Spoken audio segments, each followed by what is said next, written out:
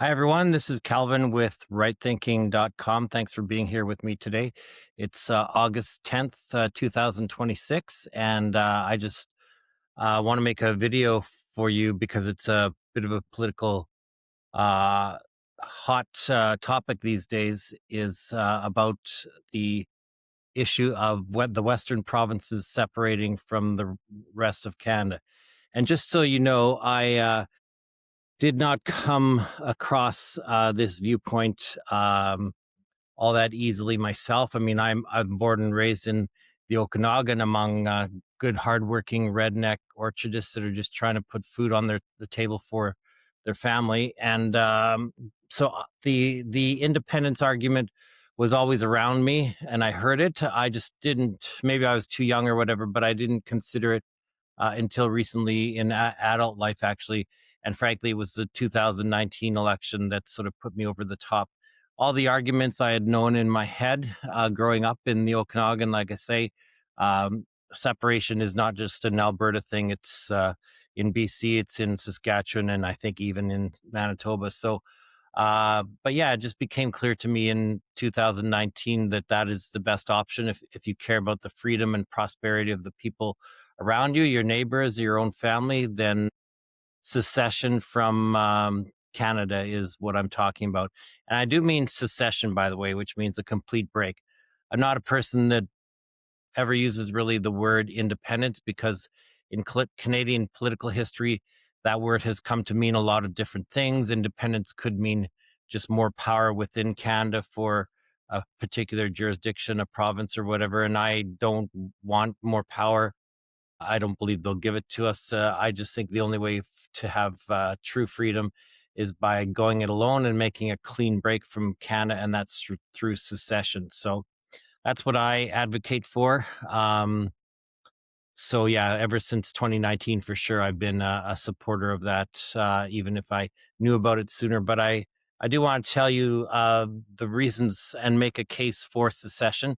I know that some people out there might not understand all the reasons why. They don't understand the history of the West or the grievances and the longstanding problems that the Western provinces have had with central Canada. So I just want to walk you through a little bit of story by background buildup of how we came to this point, and then walk through some of the modern issues that are problematic in Canadian Confederation. Some of these are structural, meaning that they relate to the Constitution, so they're super hard to change and likely would never be changed. And then also there are some things that are just simple policy things. And policy, I agree, is easier to change than constitutional. But nonetheless, yeah, I'll go over both of them with you. Okay, so I should say that so a lot of people would say that Canada sort of began with the conclusion of the 7 Years' War, or as they call it in America, the French and Indian War, when France was defeated and most of North America came under British control. And that's when the uniting of the English and French speaking populations became something permanent. And that's sort of the seed that started to grow, which developed eventually into Canada. There was a small disruption a couple of decades later with the American Revolution, of course, and that war caused, of course, a lot of loyal Americans who chose to fight for the king and remain loyal to the English Constitution. They were forced to leave their homes, and so they came north to areas where Britain was still in control of the continent, and those areas eventually settled out into becoming Canada, as you know. So all of a sudden now we had a northern sort of territory with English and French speaking populations there. The French had always been there. The colony of Quebec had opposed independence, and then all the English speaking loyalists that came north formed the early parts of what became English Canada. There wasn't much there before Newfoundland was a small fishing village. That was about it, and Halifax. But the bulk of it came because of the revolution, all the people emigrating. So anyhow, but with them, those early loyalist pioneers brought a sense of wanting to do things constitutionally and by law. This is in their view.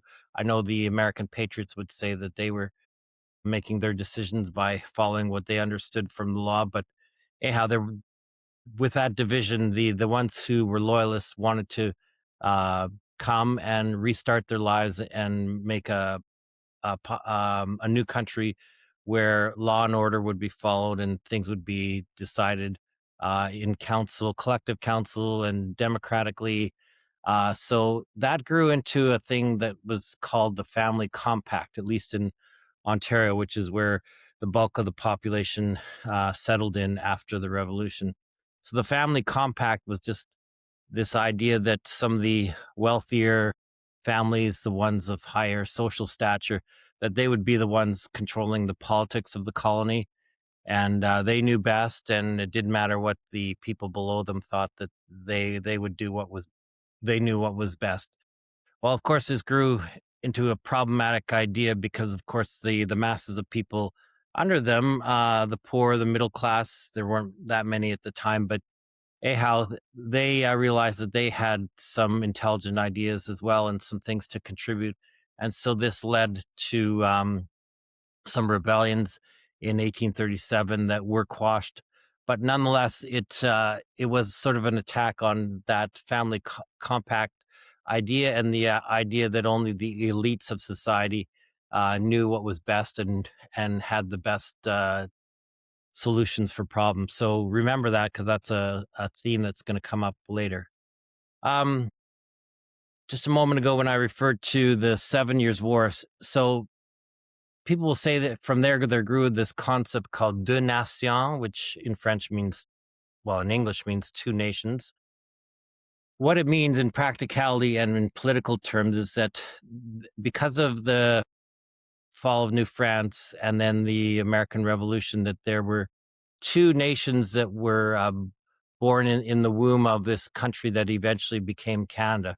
And that was the French and English speaking populations. Deux nations, two nations.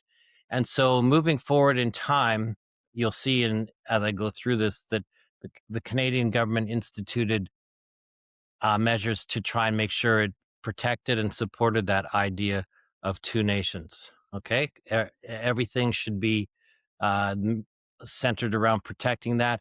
And I should say further that the way that was interpreted is, for whatever reason, it became thought that Ontario was the best colony and later province, the best province to protect English-speaking rights within Canada, and Quebec was the best French-speaking province within Canada to protect French rights.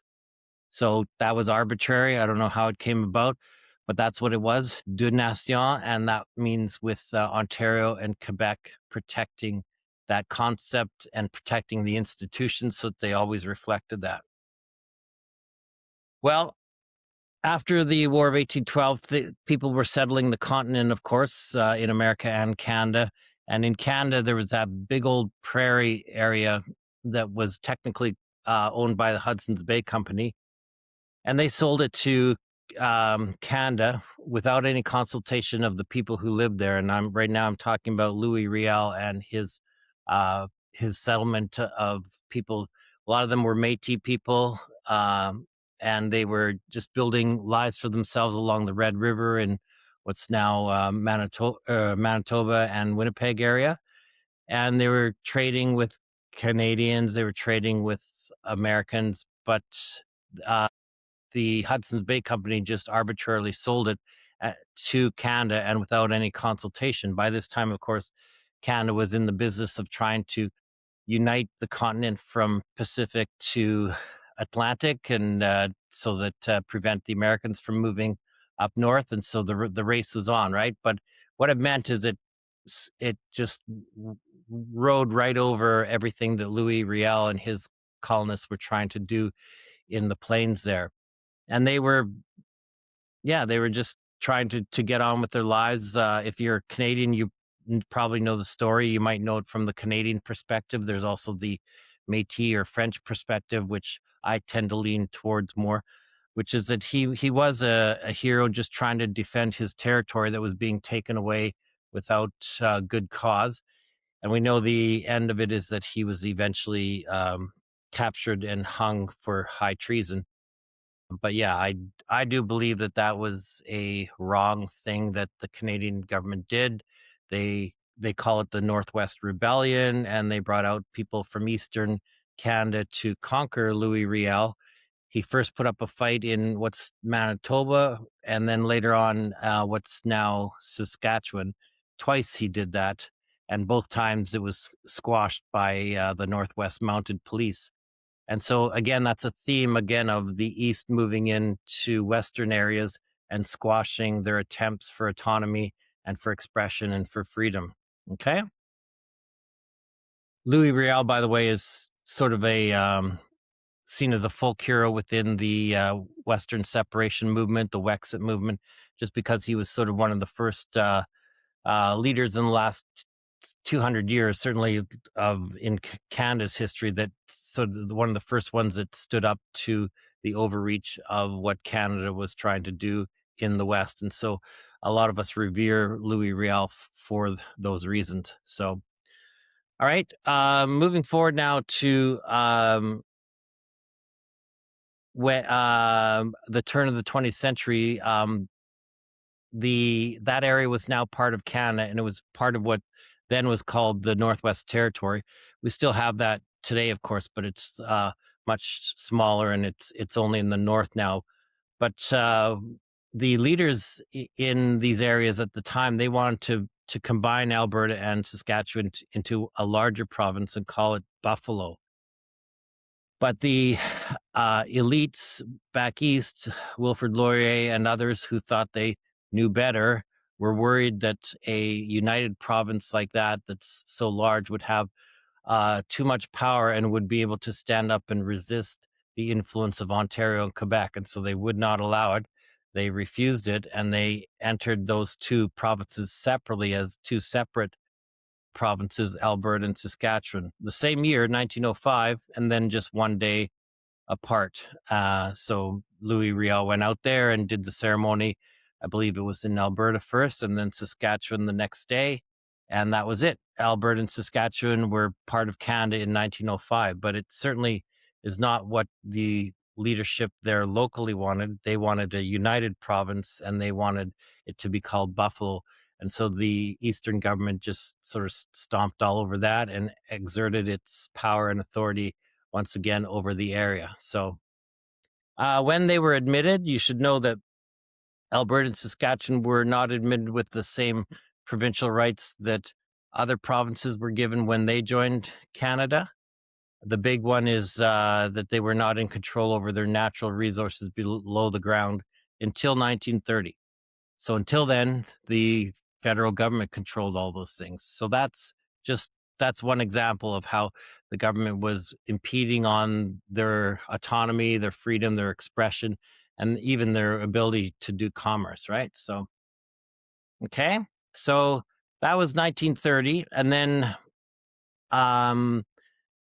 there's the issue of representation by population, which has been around since the West joined Confederation.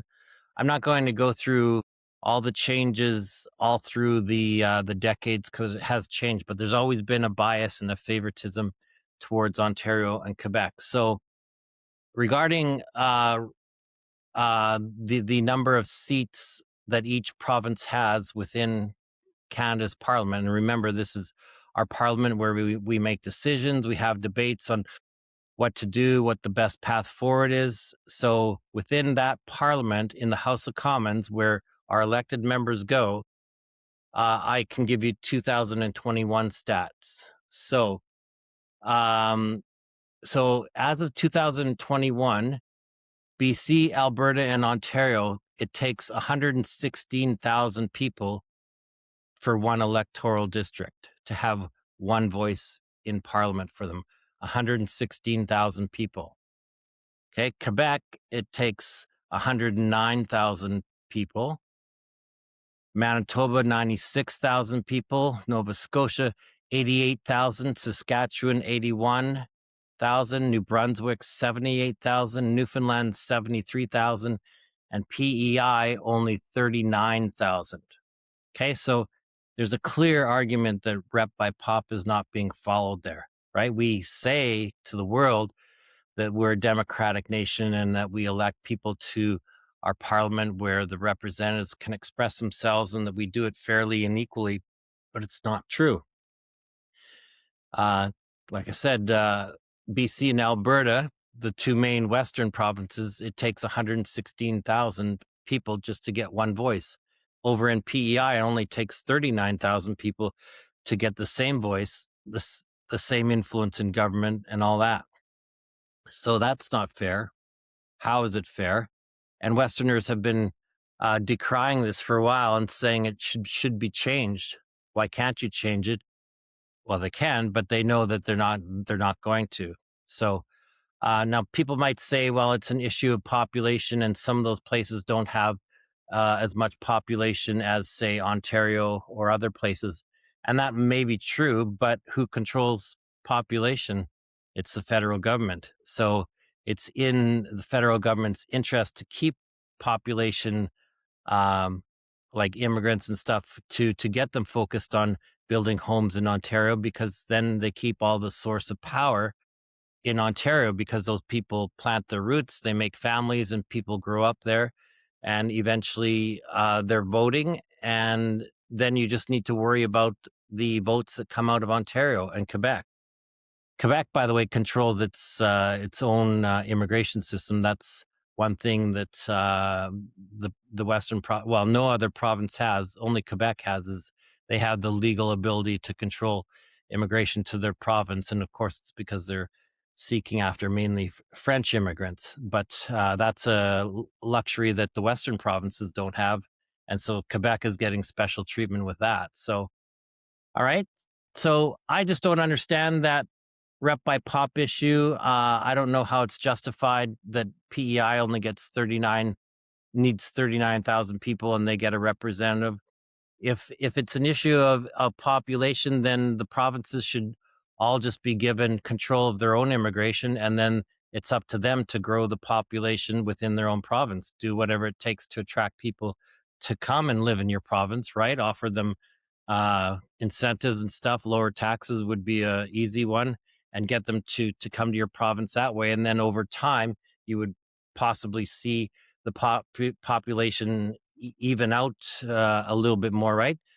As nice as Ontario is, there's lots of places prettier than Ontario, BC being an obvious one, right? So, so it just does not make sense. And the fact that the West doesn't see the government trying to make any difference on that or change it so that the seats are more even. And so what it means come election time is on election night, or even during the campaign, winning parties really don't have to worry about campaigning in Western Canada, because the elections start in Eastern Canada and then they move through Quebec. And by the time they hit the western edge of Ontario, the election can be over, because if you've got enough seats for a majority government, then you don't need to even worry about the West. Even if all of them voted for the other party, doesn't matter, because you picked up enough votes in Central and Eastern Canada that you don't have to worry about it. So this is a issue of contention for Westerners, right? It's like, why do we even bother? Why do we participate in government when the East doesn't care about us, when it doesn't matter what our vote is, because it's already decided at the border with Manitoba? So it's just not something that people are interested in continuing, at least out West. And yet we see from political leadership that there's no desire to do that. Okay.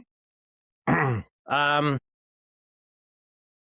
means, by the way, that because the seats that matter are mostly in Central and Eastern Canada, a lot of the policies that the government decides to make once it is governing, they tend to be focused on Central and Eastern Canada, issues in those areas. Because if they can keep the voters happy in those areas, then they know that they will hold on to power, and therefore they don't need to worry about what anyone in the West says or thinks, right? So it just leads to an Eastern bias in all the policies that the governing party enacts, right? So that's just not good. We have a bicameral system here in Canada, just like in America. So we have a Senate as well. On paper, it's sort of equal power, not completely, but mostly. And the Senate was set up to supposedly be different than the House of Commons, and it was set up to be equal by regions of Canada, and that way, if there were any discrepancies in rep by pop in the House of Commons, that those would be balanced out by having a balance in the Senate, because bills have to go through both the House of Commons and the Senate before they receive royal assent and are passed and binding in law. So they set up a system to make it equal by regions of Canada. So what did they do? They gave 24 Senate seats to Western Canada, 24 seats to Ontario, 24 to Quebec, and 24 to the Maritime provinces plus 6. So what do I mean by that? Well, first thing I'll say is, when did Ontario and Quebec become a region? I thought they were provinces. So are you calling them a region just so you can give bias and favoritism to your favorite provinces, and they can put their thumb down on the rest of the provinces and inflict the will that they think is best for Canada, rather than having to listen to pesky Western premiers? That's not good, right? And look at the West. The West is treated as a true region, but there's 4 Western provinces, so 6 times 4 is 24. West gets 24. That means there's 6 seats for each Western province. That's not fair, right? It's not fair that they're treated as a region, but not Ontario. And it's not even fair within the West. BC and Alberta are the biggest provinces in the West, and they get the same seats as Saskatchewan and Manitoba, which are much smaller by population. And then when you go out east, it's not fair, because Nova Scotia gets 10, New Brunswick gets 10, and PEI gets 4.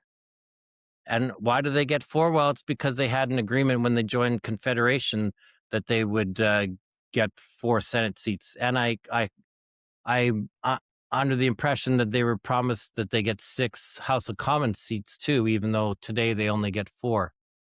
But back to the Senate, how does their population deserve having 4 senators? Their population is under 200,000 total, 150 or so. And how is it justifiable to give them 4 Senate seats? And then making it worse, because now we have 10, and 4 is 24. What about Newfoundland? Well, remember that Newfoundland joined Confederation late, 1949. And so by then, all these figures had been made up and decided. But they knew they had to give Newfoundland some kind of representation. So they decided to give them 6, just like they did to the Western provinces. So now the Maritimes actually has 30 seats in the Senate, not 24. So in every measurement, the Western provinces are getting screwed around again and mistreated and disrespected. Their population warrants much stronger representation in the Senate. Certainly in BC and Alberta it does, and yet they're not getting it. So that is not a good thing at all. So these are the things that lead people to want to leave, because again, we've been pointing out these things for years and decades, and yet nothing seems to change.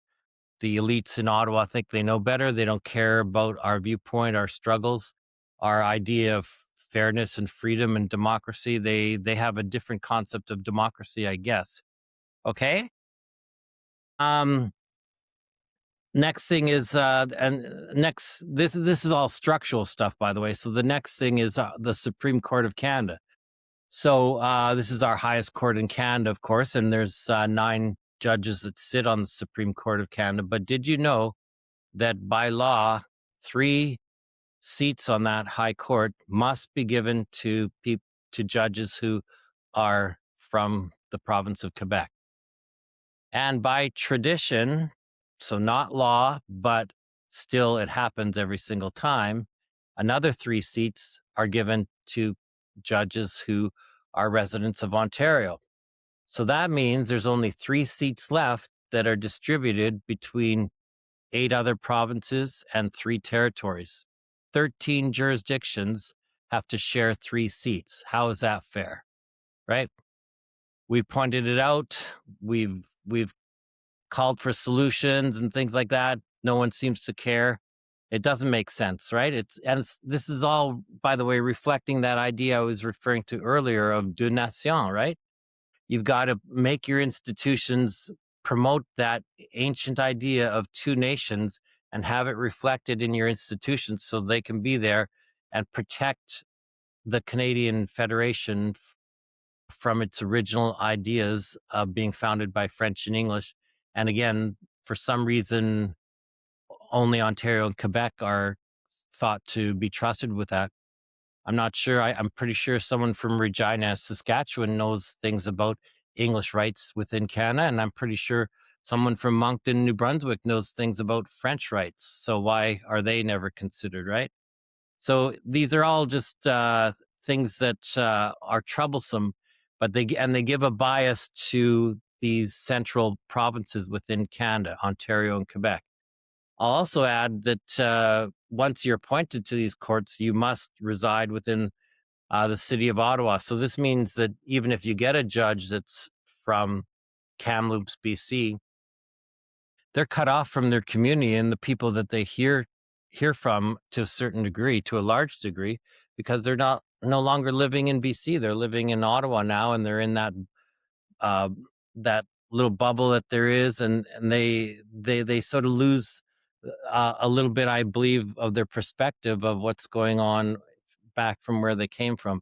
And so that's not a nice thing. If they go there, you would hope that they would at least be able to reflect something from their communities, but they don't really. They lose it, and there's only 3 seats available to. Sorry, I think I said earlier 13. I meant to say 11 jurisdictions of within Canada for those remaining 3 seats. So they have to be bilingual. If you get to the Supreme Court, you must be bilingual. And sorry, there's lots of places in Western Canada that are not bilingual. Like, or if they are, let's really talk about bilingualism, right? There's a lot of German settlers that came on the prairies, so them speaking in German and English is that not bilingualism? I think it is. And out in Vancouver, there's a lot of Asian immigrants, and you hear Mandarin being spoken in the markets a lot. Isn't that bilingualism as well? Why does bilingualism only have to be English and French, right? It's because of deux nations, but that's an idea that's over 150 years old. Does it have much application to today's Canada? I don't think so. And yet no one seems to want to update things or reconsider some of the values and things that started Canada out, because they may not be applicable today. So in the 1960s, there was a uprising within Quebec for independence as well, which I'm not really talking about today, although I do hope they achieve it one day, because if Quebec leaves Canada, that will start to unravel the rest of Canada, and it'll make it easier for the Western provinces to leave. There's a big movement in Newfoundland underground, sort of for separation. I believe that they will leave as well. So someone just got to pull the string on that sweater and get it started. And if it's Quebec, great. If it's Alberta, great, as long as it gets started. But anyhow, so to try and address some of the rumblings, there was constitutional conventions. And in 1971, they drafted something called the Victoria Charter, which was the first Prime Minister Trudeau's attempt to try and appease some of the elements of Quebec separation. One part of the Victoria Charter that was defeated and never became law was that Ontario and Quebec were supposed to have a guaranteed veto on any future constitutional matters. Only those 2 provinces. So again, deux nations, right? Got to protect those things, right? It's the old family compact. It's two nations, right? Only Ontario and Quebec can be trusted for that. So luckily that was voted down and it did not move forward, but you can just see that where the will of the government of the time was. And I would argue that the will has not really altered too much since those days. So, okay. So now we're fast forwarding a little bit into into the mid 70s. So not too fast, but you know what I mean. That same Prime Minister Trudeau enacted what's called the National Energy Program in Alberta. And it was basically making it so that Alberta couldn't get its oil out of the ground. No one would buy it. It was too expensive. And it really became a source of friction between Alberta and the central government. The premier at the time, Peter Lougheed, good man, he was asked about it one day, and his famous quote is, "Let those Eastern bastards freeze to death in the dark." So that was sort of his exasperation about where things had come from in the talks, and he had just had it up to here, and he was done, right? So the NEP was enacted for several years, and very soon after, in 1984, Brian Mulroney was elected, and he got rid of it immediately. So that sort of settled things down. But the rumblings in Alberta that we hear about for secession, that's where they started to sort of gain momentum, was from the National Energy Program for sure. Okay. So, and you could argue that today it's very similar, because Albertans today would say that they feel that the federal government is quashing all their attempts to produce revenue and have stable homes and food on the table and grow families and things like that. They're being stifled by central Canada, right? I mean, honestly, if the federal government wanted to get rid of Alberta's separation sentiment there, all they would have to do is start fast tracking a pipeline, maybe two pipelines, and get that oil flowing, and all the separatist sentiment would die out, is my prediction. The similar thing happened in BC, by the way, my home province. In 1878, August 30th, 1878, BC voted to secede from the Dominion, and they sent a delegation to London, England, with the petition from the legislature of BC. It was the legislature that voted to leave Canada. The delegation got to London, but Queen Victoria refused to see them. So unfortunately, that's where it died. The issue that everyone was upset about was building the railway from east to west and completing the line, and there was a lot of problems why it was being stalled and things like that. But once it was completed, all that sentiment in BC seemed to die down. And so it's a similar thing, I think, with Alberta, is if you get the pipelines built, a lot of the sentiment would die down. Not that I want it. I don't believe, I believe even if the federal government throws you a few crumbs, that it's just short lived. The only way to worry about long term prosperity is doing it on your own. So, all right. So in 1982, we received a new constitution in Canada. We start out with the old British North America Act, and that was changed in 1982 to the Constitution Act, sometimes called the Canada Act. And there's some problematic parts of that I just want to point out. So one of them is section of the Constitution of Section 121 of the Constitution Act. It says that all articles of the growth of any one of the provinces shall, from and after the Union, be admitted free into each of the other provinces. So what it's saying is that there should be free trade within the provinces. We don't have that today. Not at all. So many internal trade barriers and everything. So it's just a source of friction. It's and what it says to Westerners is, are we really united as a country? Because if we should be locking arms brother to brother and trading freely within Canada, but it's not. And that this case went to the Supreme Court about 10 years ago, And actually, the court heard the argument from this section 121, but it struck it down. It continued to reinforce the internal trade barriers that we have. And why, I don't really understand, but I think it was a crazy decision, and just shows that there's no real unity, there's no real rule of law following what the Constitution says, in my opinion. So, okay. Also in 1982, it added in something that had not been in there with the BNA Act. It added in the Charter of Rights and Freedoms, and there's a few problematic parts to this that I'd like to point out. One everyone knows about is Section 1 of the Charter. So the Charter is part of the Constitution. So the Charter is designed to say that with all of the laws that exist or will exist in Canada or the provinces, they have to make sure that they guarantee certain rights and freedoms to citizens. So if someone makes a law that is contrary to the Charter, the courts will strike that down, and the legislature will be forced to make up something that's in conformity to the Charter. But in Section 1 of the Charter, there's the problematic article that says the Canadian Charter of Rights and Freedoms guarantees the rights and freedoms set out in its subject only to such reasonable limits prescribed by law as can be demonstrably justified in a free and democratic society. So they're saying that all these rights, even though we write them in this document, they can be overridden if the government thinks that you shouldn't have those rights and freedoms. And didn't we see that in the Freedom Convoy, right?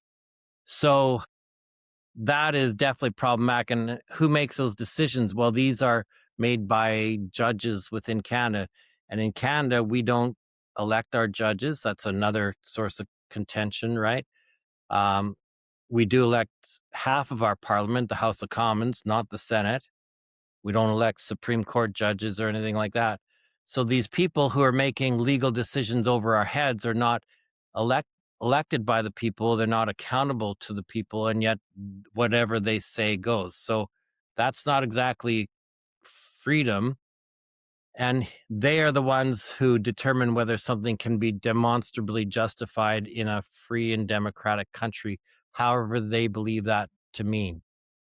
So that's not a good part of our Constitution. I hope that when we have a new Western nation, that we have a constitution that does not have anything resembling that in it at all. Okay? Okay, good. And then some people, not everyone knows about this section, but I like to point it out, is that there is a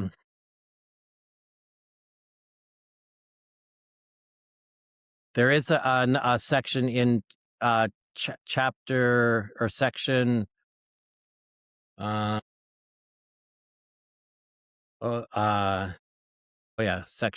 section 26, sorry.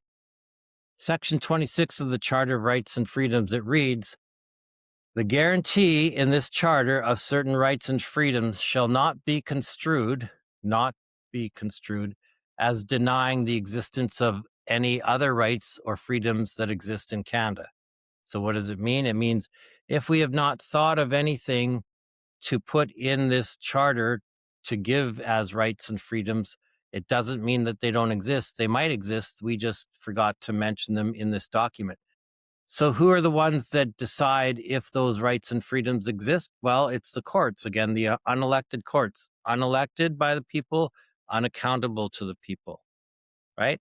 So these people lord their wisdom over you, and they can decide if something is a new right that they will use the full force of the law to protect. So that is an irritant as well, because what it means is that unelected and unaccountable courts can make up laws that have bearing over top of the citizen. And if there are any laws that have bearing over top of the citizens, they should be made by the House where Canadians are elected to, in my opinion.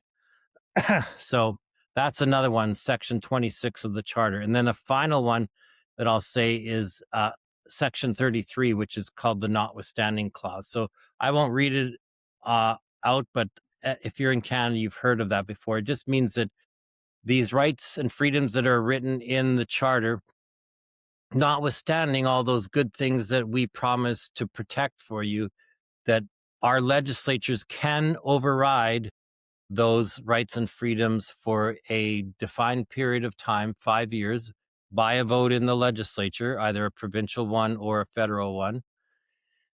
And so those rights would temporarily be frozen for 5 years. And then if the government wants to reenact that same motion and extend it for another 5, they can keep doing that. Another 5, just keep going, right?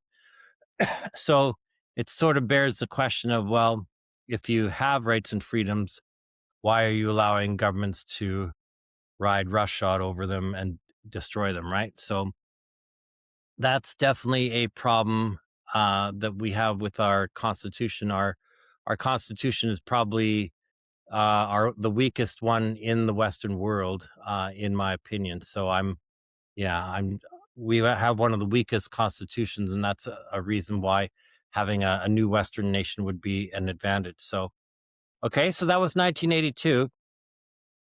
Moving along now, in 1986, we had an issue with regard to military contracts. So I mentioned that in 1984, we elected a conservative government, Brian Mulroney, and he got rid of the National Energy Program, which was great.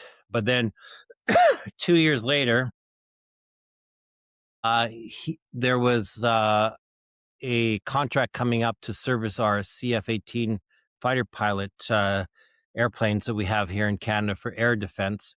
And who should get the maintenance contract? Well, the two leading bids, one was from Winnipeg, Manitoba, and the other was from Montreal, Quebec. The one from Winnipeg was a much better bid. Everyone knew that. They could see the details on the paper, but in the end, who got the contract? Well, it was the firm in Montreal.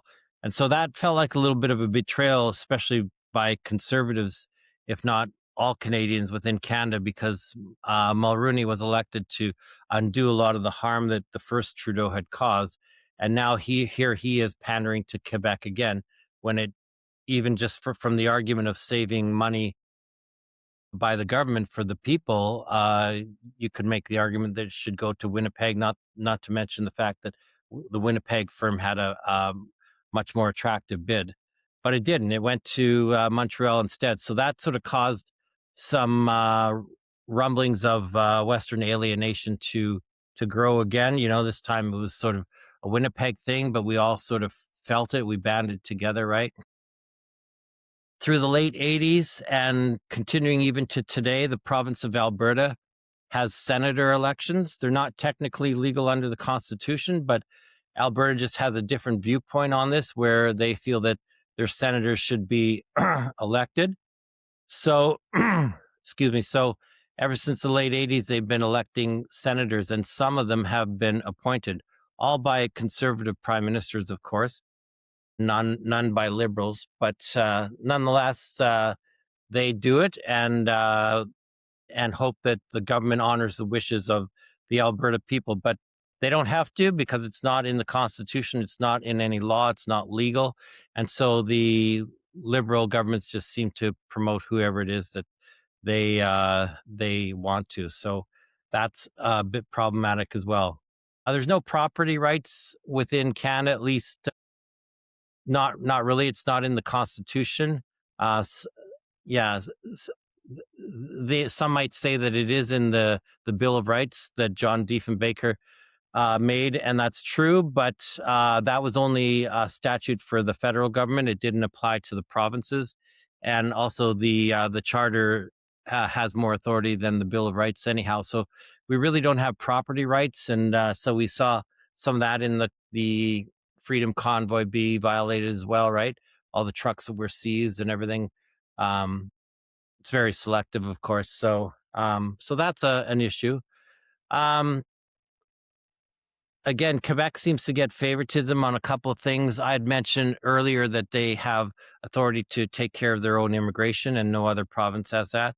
They also have their ability to make up their own language. Now, technically not. Technically, they're bilingual but Quebec routinely ignores that and promotes basically French predominantly without regard to English speaking rights very much. Excuse me.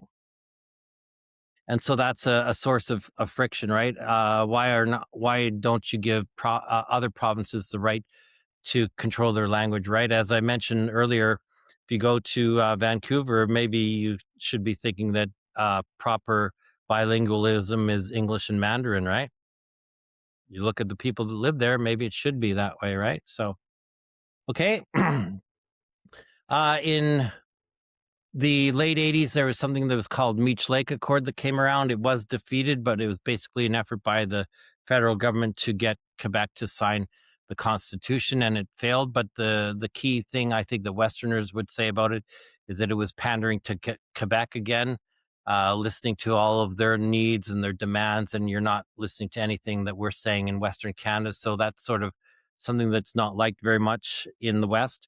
And after that came the Charlottetown Accord, which tried to do similar things, although it enlarged what it was trying to do as well. It tried to give Native people a stronger voice and things like that. And it did include property rights in this one as well. So they tried to listen a little bit to the West in that, but it was just a big ball of everything for everyone, and no one really liked it that much. And that was decided by referendum vote by the people, by the way. And I remember voting in it, and I voted no, and it was defeated. So, okay. Within Confederation, there's also a thing called equalization or transfer payments. And so that is a concept where taxes that are paid by individuals in provinces, federal taxes, it's sent out to well, we pay provincial taxes too, but the federal taxes are sent to Ottawa, and then they're redistributed by Ottawa to the different provinces to pay for things within that province. So just so you know, Quebec receives the lion's share of that. They receive almost 14 billion, the latest statistics in transfer payments. And most of that comes from BC, Alberta, and Saskatchewan. Okay. And the contributions that they make are nowhere near that. BC contributes 680 million, Alberta 960 million, Saskatchewan 770 million, Ontario 670 million, and Quebec 590 million. But so much coming from the West, and they get almost nothing. And the lion's share goes to Quebec, building bridges within Quebec, roadways, everything. So many things in Quebec are made because of Western dollars, and that's not fair. Why should we even have equalization payments, right? Equalization, a province should manage its own affairs and be able to build bridges and fix roads based on their own provincial budget rather than having to rely on surplus from other places. Why can't surplus money from the oil in Alberta be used to enhance life for people that are living in Alberta, right? I bet that would attract population moving to Alberta for sure, right? So yeah, that equalization payment, a lot of us that are in the separation movement believe it has to go, but there's no government really that is going to do that. Not conservative, not liberal. Conservative governments have tweaked it. They have changed the formula for it, but it's not going anywhere as far as I can see in the future. So there's blocking of natural resources. Like I say, the oil stuff in Alberta is a big problem. Right now Alberta contributes towards 18% of our GDP, but if they would unlock the oil, there would be so much more revenue that they could contribute to Canada's GDP, but yet they won't do it because the current government is beholden to the tree huggers and all the socialist elites that are within their party. So if you know, but Alberta's population is twice that of all 4 maritime provinces combined, and yet they don't get the same influence as the Maritimes, right? Not in the Senate, like I said, not with seat count in the House of Commons, right? They don't. They maybe on the Supreme Court, because Alberta and the Maritimes have to maybe trade off who gets that one of those 3 Supreme Court seats, but there ain't much there, right? So, and yet they have double the population of all maritime provinces. BC is probably that too. Them and Alberta are very close in population, right? So, all right. 2015 elections, the Conservatives lost, which was bad because Stephen Harper was pretty good leader, and that brought in almost 10 years of Justin Trudeau, which was horrible. So that started to alienate Westerners right away. The revenue and the standard of living started to drop. Housing became more expensive, as you know. And then after that was 2019 elections, and that, like I said at the start of the video, that's when I started to become committed to separation and seeing it as the only way to improve our freedom. And then finally, the Freedom Convoy of 2022, of course, peaceful demonstrations that went to Ottawa to say this has gone far enough, it's gone long enough.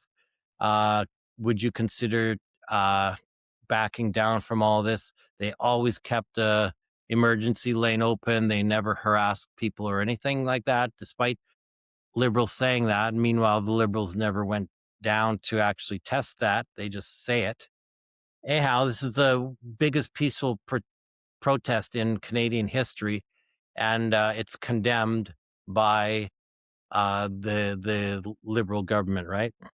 It was started in West, but it actually became a true Canadian thing. I remember seeing um, big rigs coming off of the ferry from Newfoundland to New Brunswick, and they were heading towards Ottawa. And I felt really inspired seeing that even people all the way from Newfoundland were coming.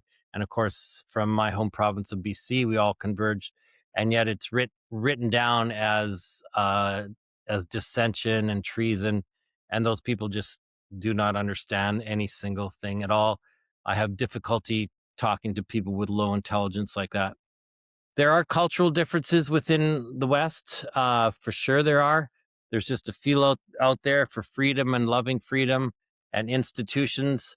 Even within, a lot of freedom, people tend to vote conservative when it comes to federal elections. But honestly, federal conservatives are more libertarian minded, more individualistic rather than group think kind of conservative.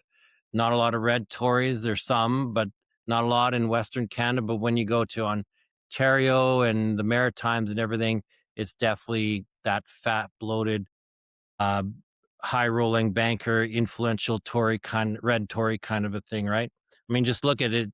From Ontario East, they're called progressive conservative, and out west, they're only called conservative or something else unique, like the Saskatchewan Party, right? So there's just cultural differences. So those are some real things. And thing is, I don't see any party that seems interested in changing it. The Liberals won't because they like it the way it is. They benefit from the way it is, and so they're happy. And then the Conservatives won't do it because they're the Conservative Party of Canada, so they have to try and make the system work. They'll talk about improvements, but nothing substantial, right? Because they also still have to think about getting votes in Ontario and in St. John, New Brunswick, and all those other places too, right? So I don't think there's a lot of hope. The only a way of doing it is through the provinces, but of course, in most places, the current provincial parties are not separatist leaning. So we have to get people elected there that do lean that way, right? It's a story of our history of fighting and taming this rugged prairie land and standing up for our rights and freedoms. It's no surprise that the famous five came from Alberta, right? That fought for women's rights, and they were from the West, right? Like I mentioned before, BC had the railway issue where we actually voted to leave Canada, even though that was never fulfilled, but the vote was still there, still on the books, never been rescinded. Alberta has the pipeline issues going on that are affecting the mood there. And Saskatchewan and Manitoba had Louis Riel, among other things, right? So is it any wonder why the West wants out? So I would encourage you to consider these arguments, and hopefully you see the relevance of them and that they're reasonable. and support the movement, right? The best way you can support it is, if you don't already live in a Western province, move to one of them and get involved in separatist policies, peaceful separatist policies, right? And then, of course, just by being speaking out generally about some of these issues that I've been talking to you about in this video. So anyhow, if you have anything that you think that I've missed pointing out in this video, please put it in the comments. And if you disagree with me, that's okay to write it as well. As long as you're kind, put that in the comments as well, and we can talk about it maybe. All right. So that's it. I apologize for the length of the video, but I'll let you go, and I'll hopefully talk to you down the road. You have a good rest of your day. Take care of yourself. Bye-bye.